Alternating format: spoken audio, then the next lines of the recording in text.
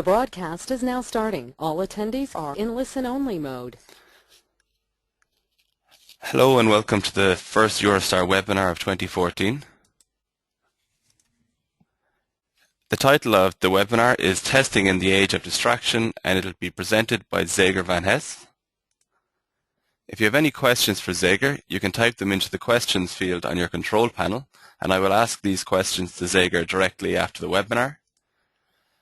A recording of this webinar, as well as a copy of the slides, will be available on the EuroSTAR webinar archive after the webinar.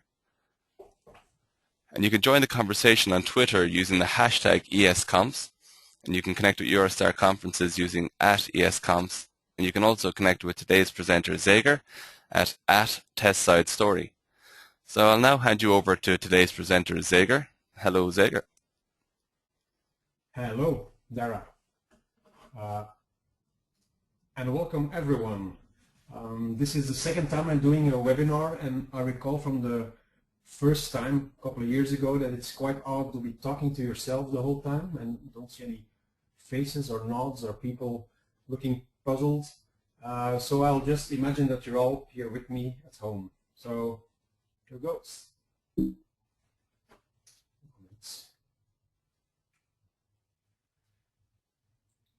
So testing in the age of distraction, it's a subject that has kept me busy for quite some time now, and to be honest, it kept me busy way longer than I had anticipated, for more than a year already, since I'm easily distracted and I'm quite a big procrastinator.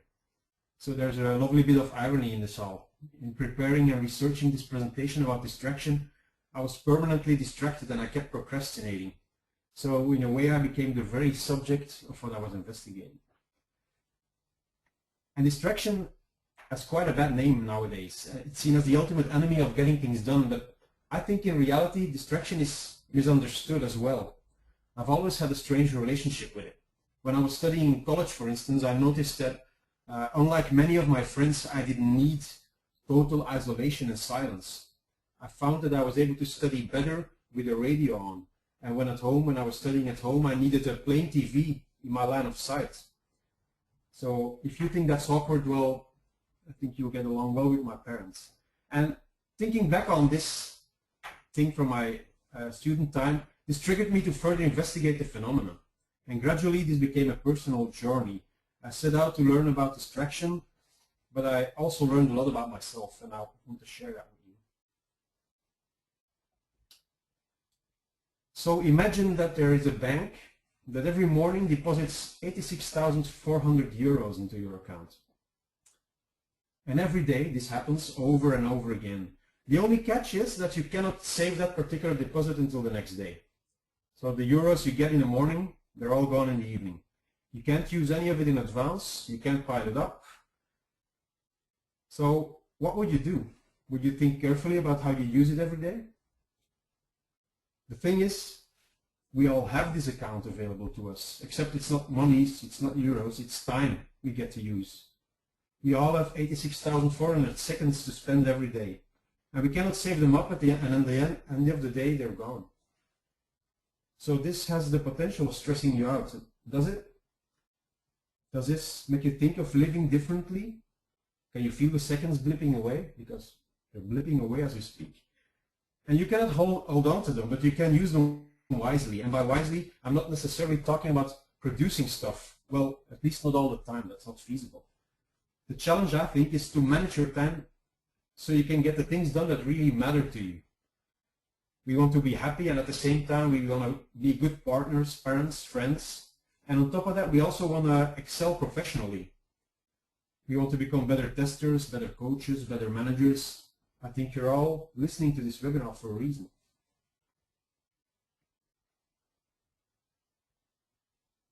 We live in curious times. It's called the age of information, but we might as well call it the age of distraction. And granted, humanity never has been free from distraction, but never, I think, have the distractions been so overwhelming and so persistent as they are now. When we're at work, we have distractions coming at us from every direction. In front of us, there's a computer with email and other notifications. And then there's the addicting lure of the browser, which is nothing less than a black hole from which we can never escape. but it does offer unlimited opportunities for chatting, shopping, lolcat pictures.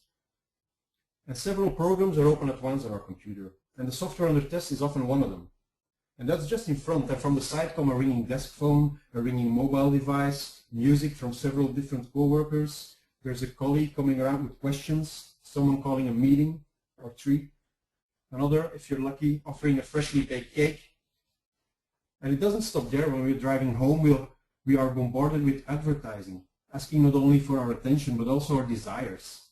And then at home, when we park our car in the driveway, there's a TV, there's our home computers, our kids, our spouses. And with so many things competing for our attention and so little time to focus on real work, it's a wonder we can get any work done at all. So how exactly do we deal with this? Some people claim they found the solution. They call it multitasking.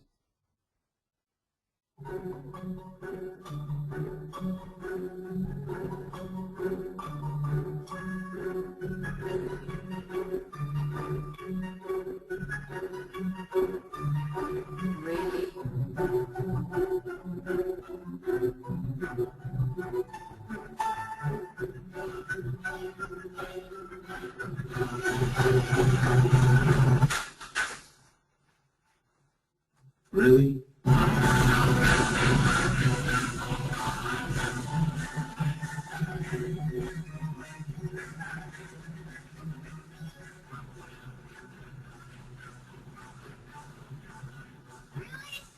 Really? It's time for a phone to save us from our phones. New Windows Phone, designed to get you in and out and back to life.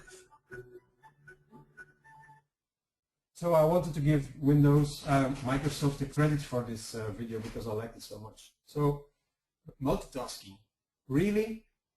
There's a slight problem with that, however, because over the last 20 years, it's become clear that multitasking is really a myth. When you think you're doing two things at once, you're almost always serial tasking, switching rapidly between tasks. And you're not cruising along the information highway. You're stepping on the brakes and hitting the gas over and over again. We're living in a state of continuous partial attention. And I'm not in the position here to ask any questions because I cannot see your answers, but I wonder if any of you mute the car radio when you're lost. And if you do, I can assure you you're not alone, because I do that as well. And this is because the amount of attention we have is strictly limited. The attention we have is a zero-sum game. When all your attention is deployed to one modality, say in this case listening to the radio, another modality will suffer. It's inevitable. And in this case, it's the visual task of driving.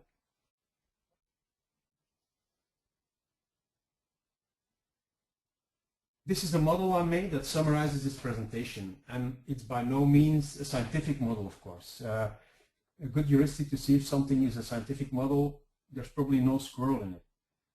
Actually, I mentioned this at EuroSTAR, and there was a biologist in the audience, and he friendly reminded me that there are scientific models with squirrels in them, so apologies. But it's a heuristic, so it's fallible, of course. And you see that this model is full of contradictions and maybe paradoxes as well. And I'll talk about the causes of distraction, about the different kinds of distractions, also about how distractions can be used to enhance focus and to enhance creativity. I'll talk briefly about procrastination, and I'll give tips and tricks about focus and defocus and what all this means for testing as well. So, distractions are all around us, but why is that a problem? Can we just ignore all that? Turns out it's a little bit more complicated than that. There are human factors and context factors that cause us to be terminally distracted. First, I'm going to zoom in on a couple of human factors. Humans are biologically wired for distraction. When our ancestors were out hunting and the bush next to them rustled, well, the ones that didn't look up to see the tiger coming at them, they're probably not our ancestors. Then there's a phenomenon called decision fatigue. It's also helping us to get distracted. Because we make a lot of decisions during the course of one day. But you cannot make decision after decision after decision without paying a biological price. And it's different from ordinary physical fatigue. You're not consciously aware of being tired, but you become low on mental energy after a while. The more choices you make throughout the day, the harder each one becomes for your brain, and eventually your brain goes looking for shortcuts and you start acting impulsively, and it becomes gradually harder to resist urges. For instance, the urge to check your email, to eat the contents of your fridge, that kind of stuff. And you know, that is also the reason why they place candy at the counters in supermarkets. By the time people get to the exit, they have lost all resistance after all their decisions in the aisles. And with their willpower reduced, they're especially vulnerable to candy and anything else that offers a quick hit of sugar. So I think there's some lessons here. Avoid scheduling meetings back to back. And if you have to take important decisions, don't do it at the end of the day. Shift it to the morning if you like. Also, distractions can be really addictive. And you know what the most profitable part of a casino is? It's the slot machines. And it's because they use a principle called variable ratio schedule, random payout. If you pull the handle on a slot machine and it pays you the same amount of money every 100 times or so, you quickly stop playing. But if it pays you a little bit sometime, and sometimes nothing, and other times a lot, you're going to pull that handle a long, long time. Now think about text messages, email messages, Twitter, Facebook messages in that setting. Some are important, some aren't, and sometimes it's going to be something really, really urgent. All these things, it's random payouts in our pockets.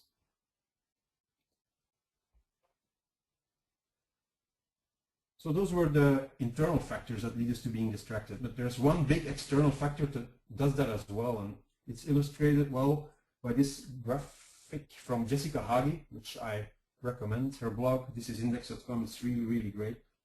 And it makes a good point, this graph. She says, okay, being informed is good and clarifying, but if the amount of information coming at us rises, we just start to get more confused instead. And this is also known as information overload, a term coined by Alvin Toffler in his 1970 book, Future Shock. And it refers to the difficulty that a person can have understanding issues and making decisions because there's simply too much information. And actually, you could see this external factor, as I call it. You could also see this as a hidden internal factor, because maybe we shouldn't be blaming the information that is out there. Maybe it's our filters that are not working correctly. It's us who are not able to filter the chaff from the wheat.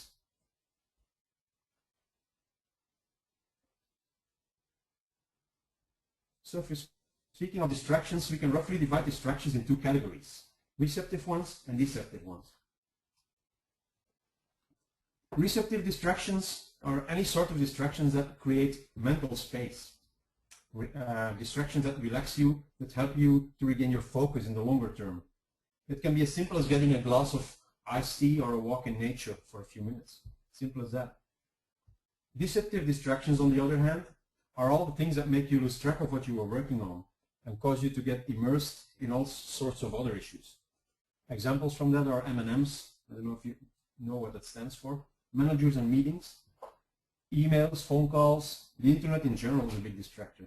But of course, this is highly person dependent.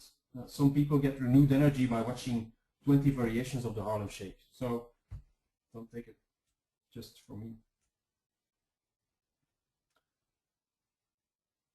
A little word about procrastination.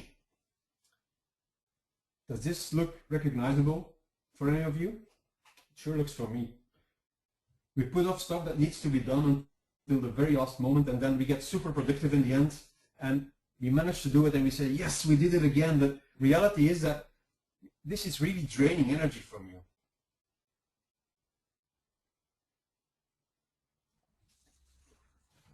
And this quote is actually procrastination at work. In the face of a daunting task, all of a sudden everything else seems super appealing. Cleaning the desk, well, yeah, sure, I need to do that first before I'm able to work. I know I cannot write before all my pencils are sharpened. And yes, I know the work is urgent, but I do have to mow the lawn as well. It's also super important.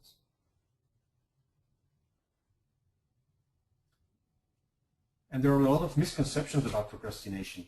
It's seen by many as plain laziness, being easily distracted. But it's not. Procrastination does not mean doing absolutely nothing. You're actually doing all sorts of stuff, just not the stuff that needs to be done at that very moment.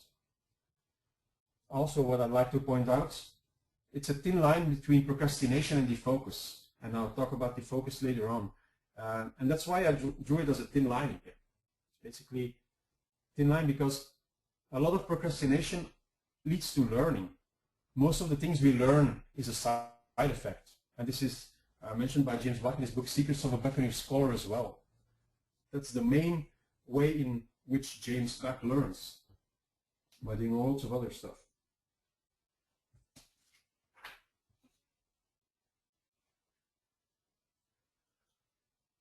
As already mentioned in the beginning, I'm a big procrastinator, and when I was assembling this presentation, I was really struggling. I kept putting things off. I didn't know where to start, kept doing other stuff. And at some point, I was desperate enough to join a Facebook productivity group, which is kind of contradictory. I must confess I saw some really good tips there. And one of the tips was to observe your procrastination habits. And after a while, you take note why you procrastinate and how and what you're thinking. And after a while, you start seeing patterns.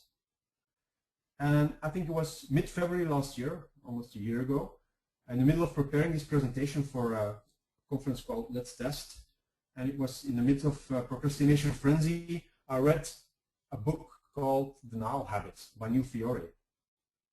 And in that book, he explains why and how we procrastinate. He highlights the reasons why people do that and what we can do about it. And he also gives some really useful tips I found out afterwards. I was a bit skeptical at first, but I decided to try a couple of the things he mentions in that book. And here are a couple of them that I found really useful. I hope you do as well. The first one is the reverse calendar. It's really simple actually. A reverse calendar is basically a backwards schedule of the task ahead. You start from the end goal, you list the end goal or the deadline you need to reach, and then you list all the smaller activities that lead up to that deadline, all the activities that need to be done in reverse chronological order. And what this reverse calendar does, it actually forces you to split a big daunting task into smaller, more achievable chunks of work. And mapping it in reverse helps to keep the end goal in mind. And this is what my calendar, it's not really a calendar, it's a list in this case. This is what it looked like in February, on February 19th last year.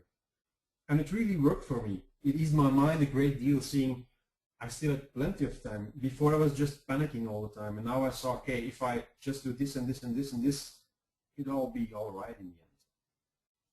And I managed to finish my presentation by the time, by the way. Another thing New Fiore highlights is the unschedule.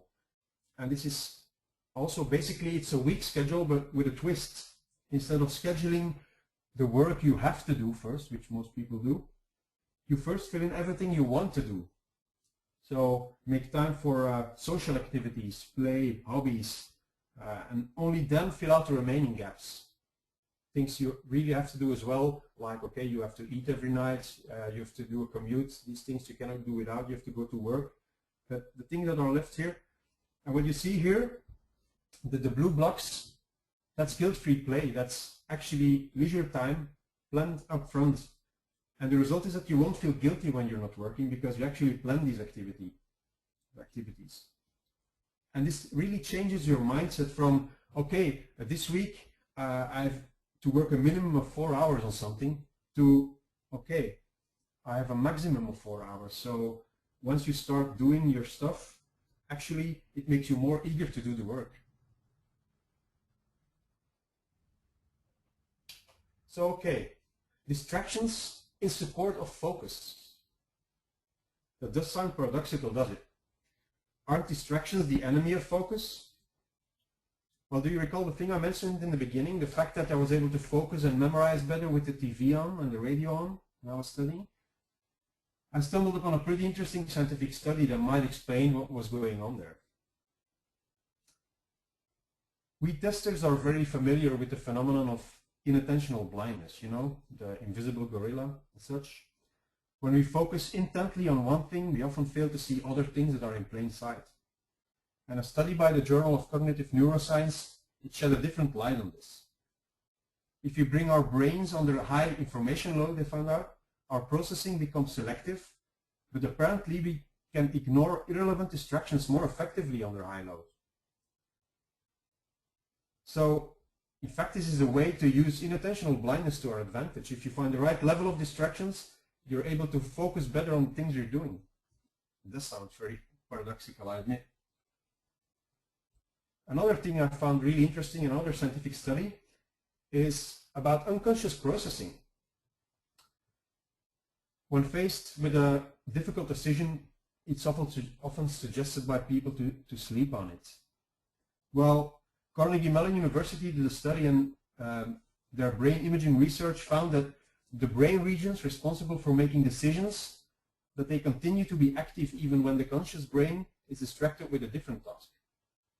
And the most intriguing part of the whole study is that the participants, they did not have any awareness that their brains were actually working on a problem while they were engaged in an unrelated task.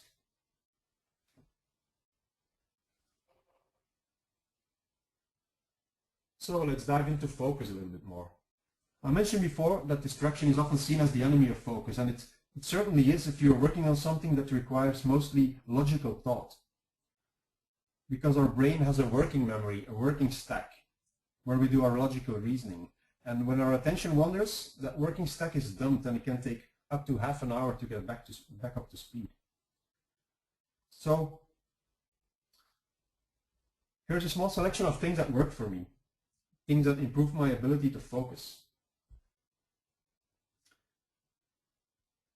If social media are the source of your interruptions, your best bet may be to just disconnect from the internet, which sounds logical, doesn't it? But I have a tip for you. I'd say it's like a heuristic that I use. Don't tweet and quit. If you plan a focused test session, or plan focused work, and you're planning to disconnect from the internet, do not post a tweet or a Facebook status message right before. You want to keep checking for reactions. Take it from me. Maybe you're different from me, but I've been there and it doesn't work for me. So, tip. If your work requires you to be connected to the internet, which it often does, you can just turn off the temptation that distract you. And if you do not trust yourself to do that, there's plenty of tools that can help you to block apps or block internet connections. Here's a couple of them. One of them I find really useful is self-control for Mac. It's a really simple thing. That's the one. Just indicates timing that you want to be off the internet, and then it starts, and then you can access any of the sites that are on your list. See, so my major distractions are listed here. It's really simple but rather effective. Another thing, there's a Chrome extension called Stay Focused that does basically the same thing.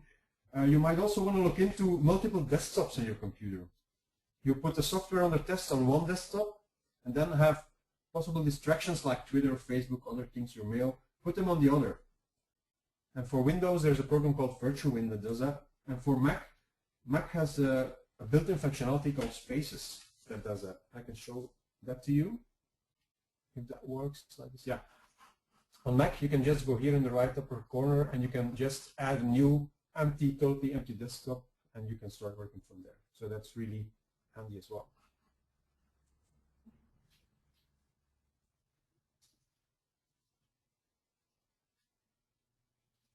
Focus also means cutting down on all sorts of notifications. Make your personal mantra, you don't need to respond. You don't need to respond. You have developed a need to respond to many things, and before you know it, your day becomes responsive rather than driven by conscious choices. And the truth is, you don't need to respond. You get in control and decide when you respond.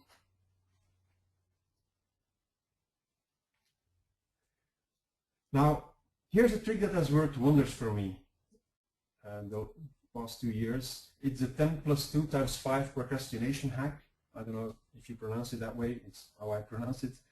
And it basically means to work 10 minutes of uninterrupted, in a block of 10 minutes uninterruptedly, with single-minded focus. After that, there's 2 minutes of break. You can do whatever you want in that break, but it's only 2 minutes. And then you iterate that 5 times to make it an hour. And I used this intensively 2 years ago when I was program chair for EuroSTAR, and I had to work my way through around 420 submissions, all in the same format, like notepad format. Really, it was a really hard job. It's really hard to keep your mind to it. But I started using it, and it like doubled or tripled my productivity. It was really amazing to see. And there are many variations of this technique, of course. It's not the only one. There's the Pomodoro technique, but they all have the same principles. They're based on strict time boxing and short breaks. But in my experience, these short time box techniques, they work really well with easily divisible logical tasks, analytical tasks, like going through defect lists or reviews of any kind. But they don't really match well with more creative and test design work. For creative work, you need to give more time. Oh, wait. I'll start from the beginning.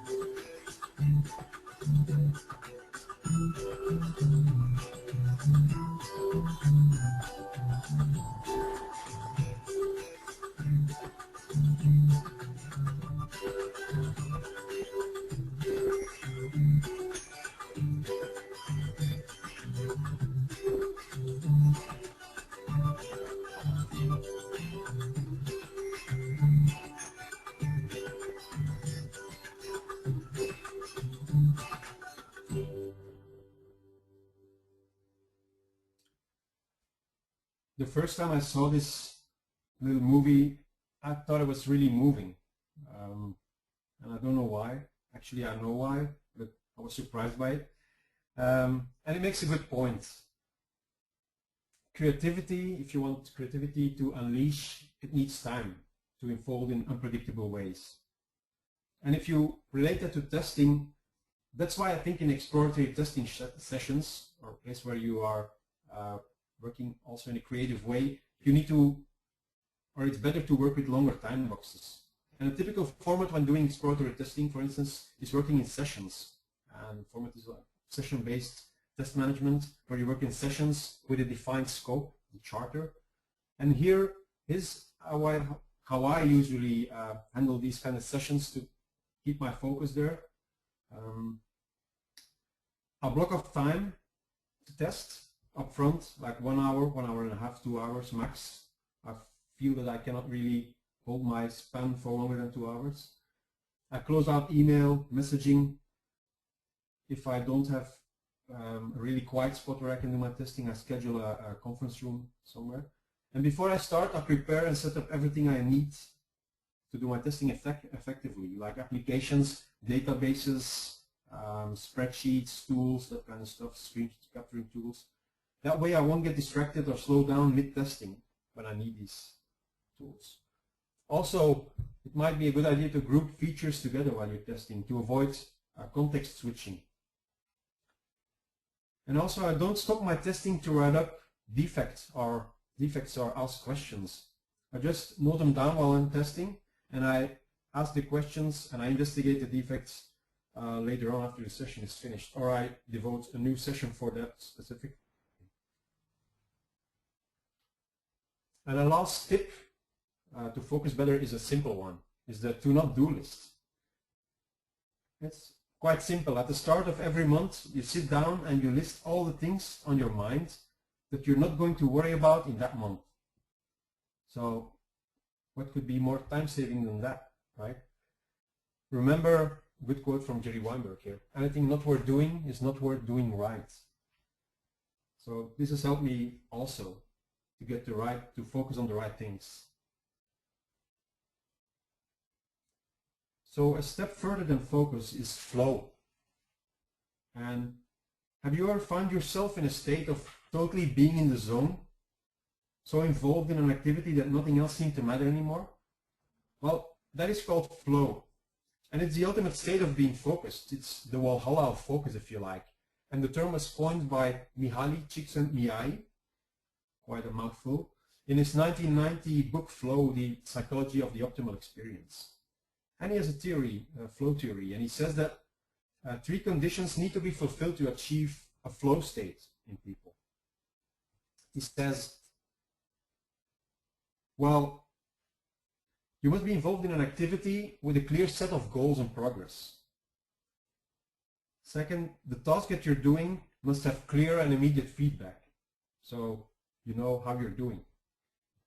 And there must be a good balance between the perceived challenges of the task and the perceived skills of the person.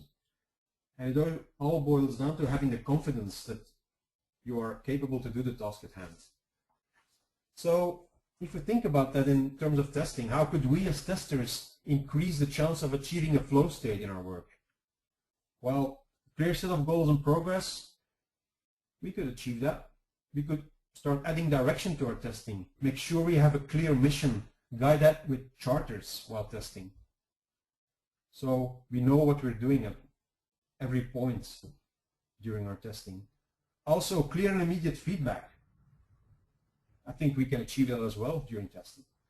If you work in an exploratory fashion, this is the best way to have immediate feedback. You design a theory, you execute a test to test your theory, and immediately you see the result of that. And the third point, well, the higher your skill level, and you can see that in the graph as well, the higher your skill level, the more confidence you will have in your capability, and the higher the chance of getting in a flow state. So work on those skills, become better at what you do. But also, I was thinking when I was reading this, Csikszentmihalyi mentions that in order to achieve flow, people should be able to suspend their critical abilities for a while, to be able to drift off and to get totally in the zone. But suspending your critical abilities, you're talking to testers here.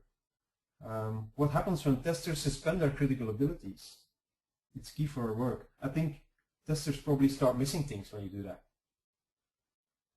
And also, one point, flow can work like an opiate. It can be addictive because it feels good to do the things that we're good at. But beware of the opiate of expertise. To improve, we often need to seek discomfort, to step out of our comfort zones. So don't be afraid of stepping out of the zone. Don't stay in your comfort zone just to feel good. That's not the way to advance. Yes.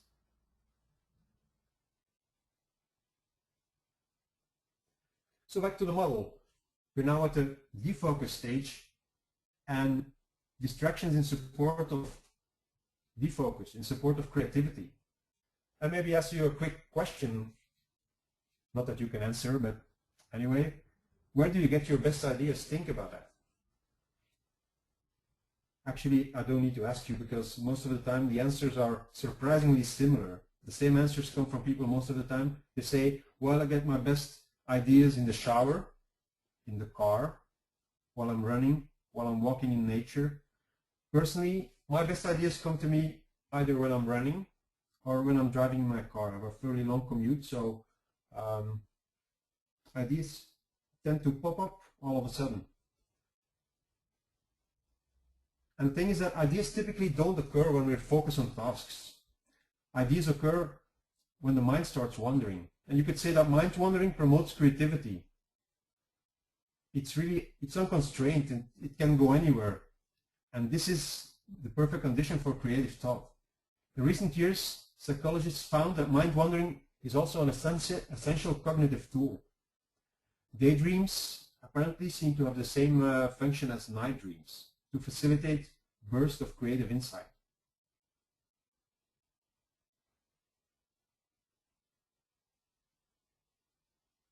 And in his talk on where good ideas come from, and it's not only a talk, it's also a book, I think, Stephen Johnson, it's a TED Talk, a really popular TED Talk, he explains that great ideas typically occur thanks to the combination of your hunch with someone else's hunch, your idea with someone else's idea. But to get to that point, you need to place yourself in an environment that fosters good collaboration. And in his talk he mentioned that historically he saw that happen in coffee houses, where scientists would meet face to face to exchange ideas. When the coffee houses came in existence, there were major advancements in science at the time. And nowadays, where the internet can often be a distraction, it can also be a fantastic collaborative environment, also for testing.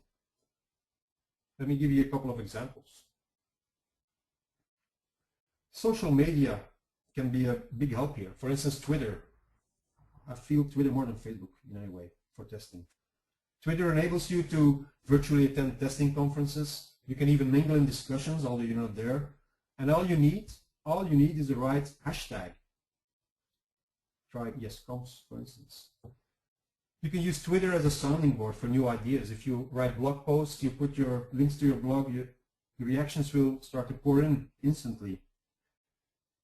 Twitter has helped me in any way to facilitate connection in real life. For instance, Dudes, the exploratory workshop on testing that I'm part of, was formed because a couple of guys were discussing on Twitter, wouldn't it be a nice idea if we met up with some like-minded people and discussed testing and exploratory testing. And 1 week later we met up. This was an image of our first meeting there. And you can actually use Twitter as well during the testing itself. You can use it to get in touch with the users of a product and to see how they perceive the service being delivered. And Pradeep Soundararajan showed a really brilliant example of that at EuroDev conference in 2011. And he called it Twitter-driven exploratory software testing. He also has written a blog post about it. You can see the details here. And he showed us in a live demo how he used Twitter as a source of test ideas. He was testing an Indian railroad company at the time, IRCTC, which is the hashtag of the company. And he combined that he did searches on the hashtag of the company and perhaps fail or negative emoticons or even 4-letter words. And the results were astounding. You could see them almost live. You could see the results pouring in. People commenting on some features that weren't working, the billing did not work, the reporting did not work, the payments were all going wrong and that kind of stuff. So it's a really powerful thing to have.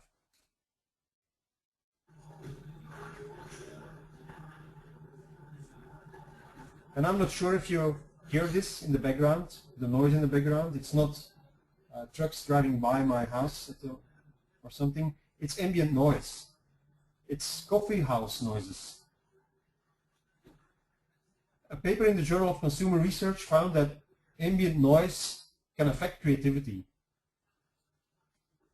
Results that they found demonstrate that low to moderate levels of ambient noise enhance performance on creative tasks. While if the levels are too high, of course, the creativity is hindered because people just, it hinders. That's quite logical. But this is actually why you can work and write so well and think so well in coffee bars.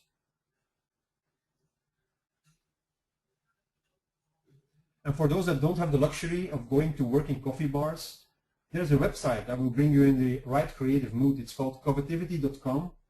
I use it, start using it, was skeptical at first, but I'm loving it. It just gives you some background noise. You can set the volume, and it really helps you to get really in the creative mood. Mine is the coffee.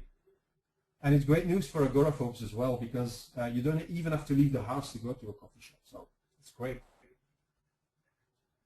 I'd say give it a try, Coffeetivity. I get some good reactions of people that actually started using it as well. So about defocus. Defocusing is a natural reflex for us, for humans. And this is of course fed by distractions, more specifically receptive distractions. They help us to defocus from the task at hand and refresh our minds, which in the end paradoxically will help us to focus better. And a lot of people also look down upon defocusing, thinking that staying focused is the only way to get things done. But if you look at professional athletes, for instance, this is Paula Radcliffe, you'll see that in their training programs, they explicitly plan days of rest. And these rest days are part of the training for them. Their body needs those to recuperate and to recover to come out stronger. And athletes rest their bodies since they are in a very physical line of work.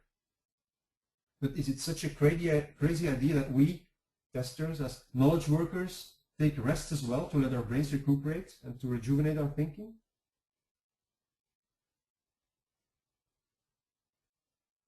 And I think this is very important when having to solve testing problems, because we always assume that you get more work done when you're consciously paying attention to something, to a problem, because that means after all you're working on something. But I think if you're trying to solve a complex problem, you need to give yourself a break, a real break. Whenever creative thinking is needed, our mind performs the best when we're defocused. And there's also a lesson in here that I learned the hard way. Never go off on an appearance of work, because knowledge work doesn't always look like work. And I made this mistake once. At the customer side, there was this one person I didn't know that was constantly going outside to drink coffee and smoke cigarettes. And when I commented to someone, another employee there, that that person was probably not going to win the Employee of the Month award, they were really like shocked. Oh, no, he's the mastermind behind the whole project. He needs to go outside. That's where he does all the thinking. So they knew, I didn't. I will never make that mistake again.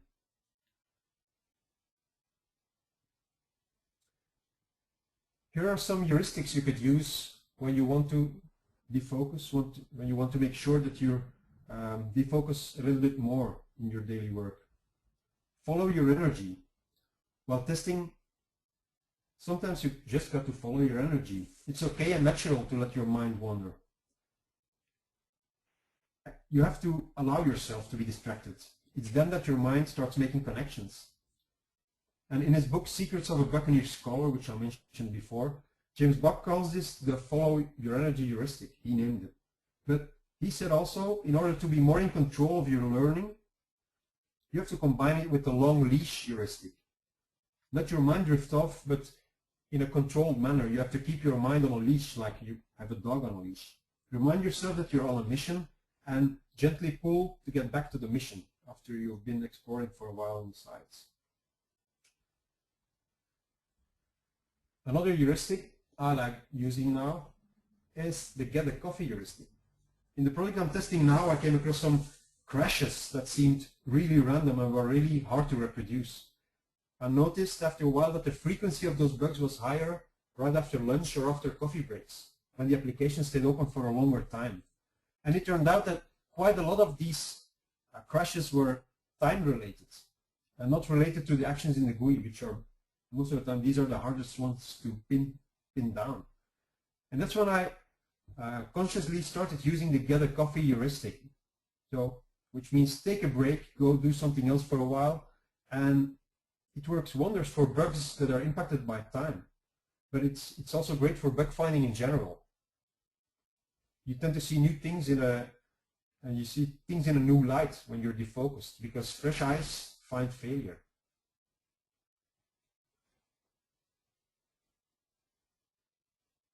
Also, what helps when you're defocusing is to work on your note-taking skills. Make sure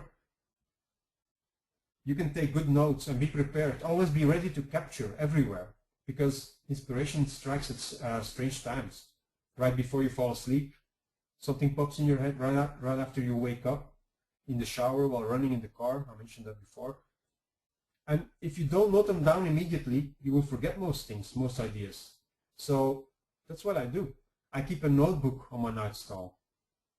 I use Evernote on all my devices, and it's available on different platforms, and it's able to store snippets of text, websites. You can even store spoken text. I tend to get lots of ideas while running, I told earlier, and the voice recorder function on my phone, well, I stop running and I record my idea, and then I'll mail it to Evernote, and which basically what is happening there is that Evernote becomes a big repository of all my half-baked ideas in one place. And that's what Stephen Johnson calls a spark file. All your ideas in one place, and they can be half-baked, unfinished, but the trick is to once every 2, 3, 4 months to go through your spark file, and then you start making connections again. Things that didn't make sense at the time will start making sense all of a sudden.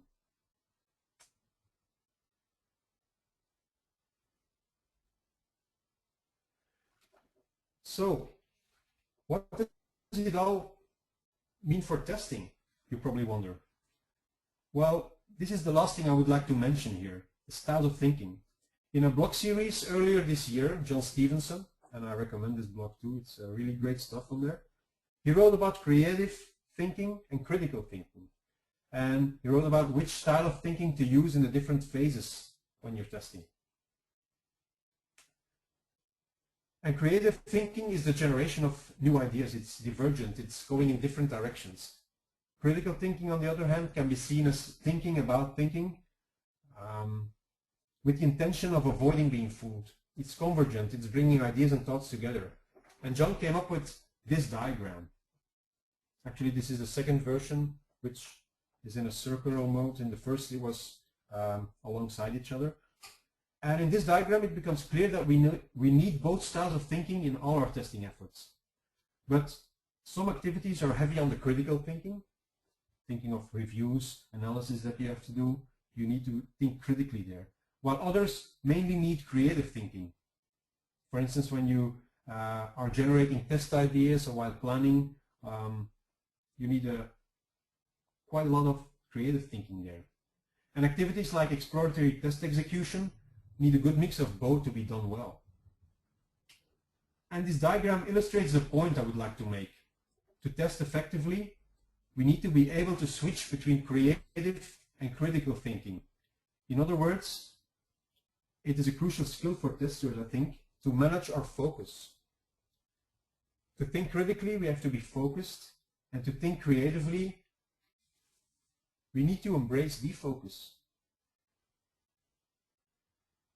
And this is my final slide, final words, in which I want to say that focus is a paradox. It has distraction built into it. Focus and defocus are symbiotic. They're like the yin and yang of consciousness. And since we cannot avoid distractions, why not harness rather than abandon the power of distraction? And that's what I started doing over the last months. And it has really changed the way I approach things from now on. And now make more conscious choices. I started paying attention to the nature of activities that need to be done. And if it's a focused, logical task that requires analytical thinking, I make sure I get disconnected and I set time boxes and regular breaks. And for the task requiring a good deal of creative thinking, I make sure I'm connected and distractible.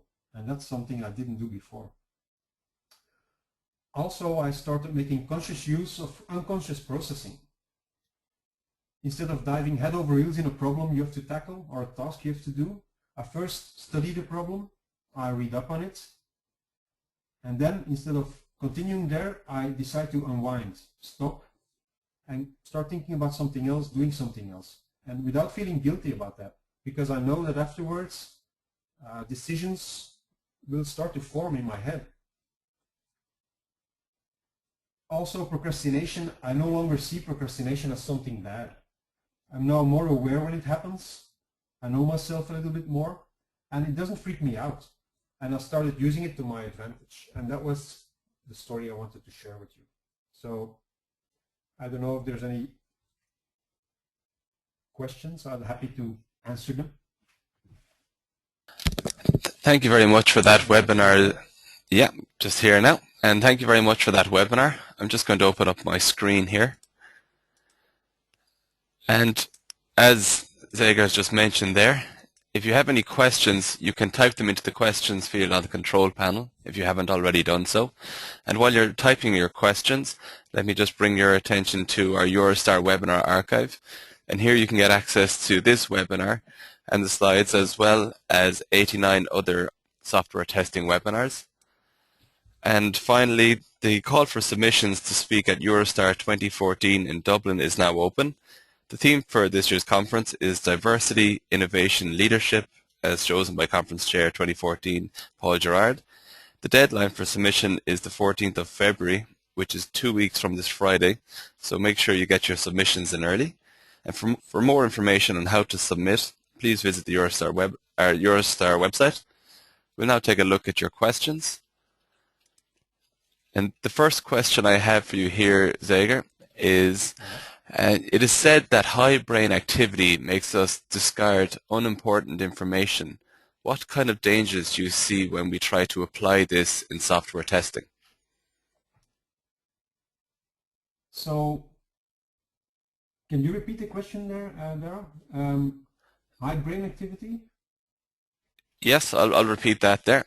It says, and it is said, yeah. The question is, it's about inattentional blindness. It was said that high brain activity makes us discard unimportant information. What kind of dangers do you see when we try to apply this in software testing? Well, in software testing, the danger I see there, what is unimportant information really? At some point, you don't know whether something is important or unimportant. And if you miss stuff, it might as well be a really important thing that it's not really conspicuous, but can be really important afterwards. So anything you miss can be a real danger in testing. But of course, you cannot note and see everything. And that's because we're only human. But the biggest danger there is that we filter out the wrong stuff, that we filter out the really important stuff, and that we only keep things that are afterwards turn out to be not really important. So yeah, that's a valid question actually, yeah. Good. The next question here is, which companies are using Twitter-driven exploratory testing? I'm not sure if this is something you'll have information on. Which companies? The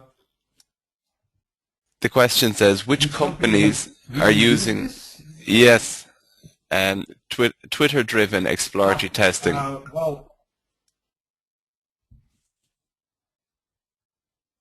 I can imagine that companies that benefit, that have a public service of some kind, that really benefit from knowing how the users perceive their product and how have usability issues, they might use it. I don't know if they're using it, but I know that Mulia, the company that Pradeep Sundararajan has founded, he's using it, and I'm sure that he taught or showed this approach to his people. So I'm convinced that people from Mulia use this in their testing as well. And if your tests, like I said, a public service, it can be a really added value to see. I think companies use the power of Twitter. They're not using it enough. They use it to make advertisements and that kind of stuff. But if they start gathering feedback on their services, and often it's a hard pill to swallow, because the feedback, most of the time people will only be reacting on Twitter when it's negative, right? And very seldomly will they start tweeting positive stuff unless they're really over the moon by our performance. But yeah, I don't know any other people that are doing it, or companies that are doing it, but they might be doing it. I'm not aware of it. But for sure, it's a very powerful thing to do, I think. Another question I have here asks, how does this affect teams? How does this affect teams? Affect teams, yes, testing teams. Teams. I thought you meant Teams. Sorry. Well, the fact that you need to be more, that you need to make time for defocusing, is there more context to the question, or? Unfortunately not. It was just a very short question. Well, I'm assuming if you're working in teams, and it's really important, I think, that your managers need to be on the same page as you. You can, like, everyone can be convinced that this approach is good, that you have to make time for, if you do have to do creative work, that you have to unwind and do something, sometimes things that don't look like work. And in that kind of situation, it's important that the manager knows that this thing is going on and that your team benefits from these kinds of things. Otherwise, you just get sour reactions, I think, and people say, aren't they supposed to be working right now instead of playing ping pong, whatever? So in teams, it's important that you're all on the same page and that you're aware of the things that it can bring to your team, and that it can make you more productive in the longer term. Although it often doesn't look like being productive, it looks like playing often. But I think play is a vital part of our work, and where we get our ideas and how we get refreshed. Actually, our brains get refreshed, which is also quite important. There's a lot of compliments there. They're saying it's a great webinar. Thank you very much for that. And we've kind of gone over the hour here, so we'll just take one last question. And the question I have here is, when you have a creative task you need to do, like you need to invent something, but you need to have an estimate in order for it to be manageable, how do you combine that? In short, how to estimate creativeness? And That's a very good question. Yeah, if you need me to repeat that, I will. Yeah, no, it's okay, it's okay. It's one of the hardest, I think. You cannot really schedule for creativity, and when ideas need to pop up, you cannot really force the ideas to come up.